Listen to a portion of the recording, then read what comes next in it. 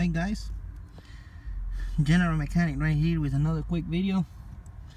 Today I'm gonna show you how to remove the blower motor resistor from a 2009 Chevy Malibu. This car is blowing only on high speed, and resistor is bad, so we're just gonna go ahead and do it. First thing we need to do, there was this little cover right here that only has this 3 little clips or tabs that they popped in there. You gotta do is pull it down. After that, the plug for the resistor is right here. And plug, you have to pull this from the back side, and it's got two bolts like this. They are 5.5 millimeters. And if you don't have a 5.5, you can find you a 7/32 standard size, 7/32, and you will have the blower resistor.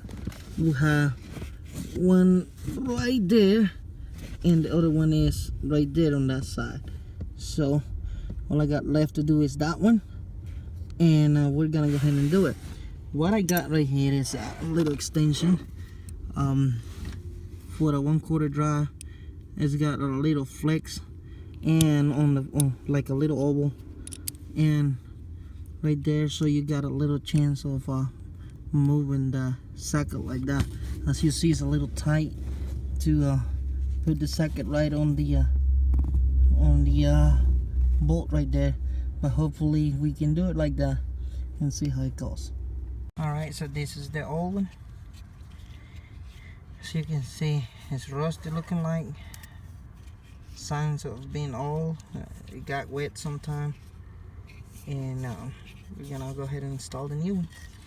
And this is gonna be how to remove the blower motor resistor in this car. It's 2009 Chevy Malibu.